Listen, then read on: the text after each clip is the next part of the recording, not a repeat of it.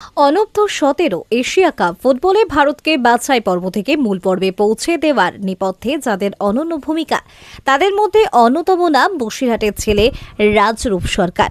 মাত্র 16 বছর বয়সে দেশের জার্সি গায়ে দুরন্ত পারফরমেন্সে উঠতি গোলরক্ষক রাজরূপ হয়ে উঠেছেন ভারতীয় ফুটবলের নতুন ভরসা। আর সেই সাফল্যের পর ঘরে ফিরতেই নায়কোচিত সংবর্ধনায় ভাসলেন তিনি।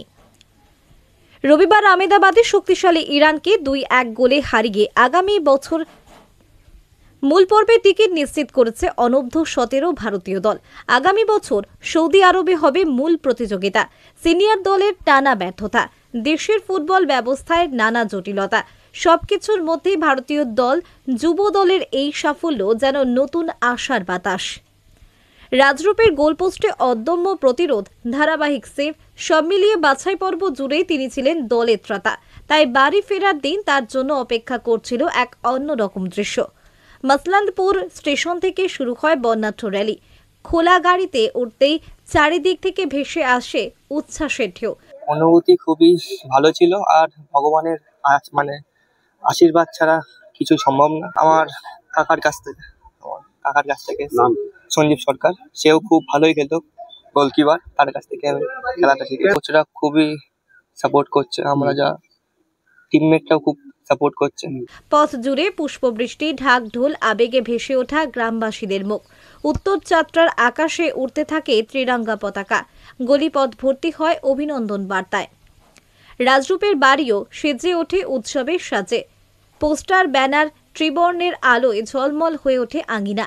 এলাকার মানুষের চোখে গর্বের ঝিলিক, কারণ তাদেরই ছেলে ভারতীয় ফুটবলের নতুন নায়ক হয়ে আন্তর্জাতিক মঞ্চে প্রতিষ্ঠা দিয়েছেন, দেশের নাম উজ্জ্বল করেছে।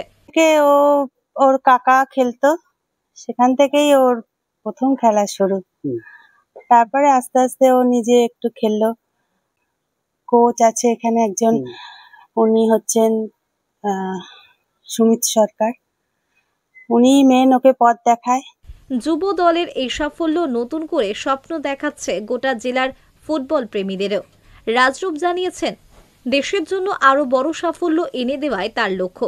গ্রামের মানুষ মনে করছেন, এই ছেলের হাত ধরেই হয়তো একদিন সিনিয়র ফুটবলেও ফিরবে ভারতের হারানো জৌলুস। আমরা যাত্রাবাসী হিসেবে রাজরূপের এই সাফল্য সত্যি গর্বিত, এবং রাজরূপ শুধু আন্ডার 17 এখানে থেমে না থেকে ও যাতে আগামী দিন সিনিয়র ভারতের টিমে প্রতিনিধিত্ব করতে পারে, আমরা এলাকাবাসী হিসেবে নিশ্চিতভাবে সেটা ঈশ্বরের কাছে কামনা করব, প্রার্থনা করব যেন সে আরো বড় জায়গায় যায়।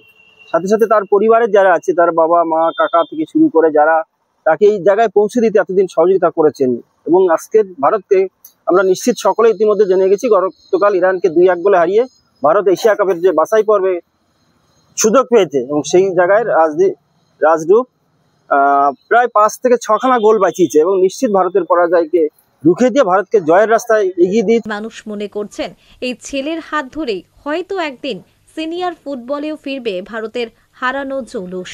বসিরহাট থেকে জুলফিকার মোল্লার রিপোর্ট।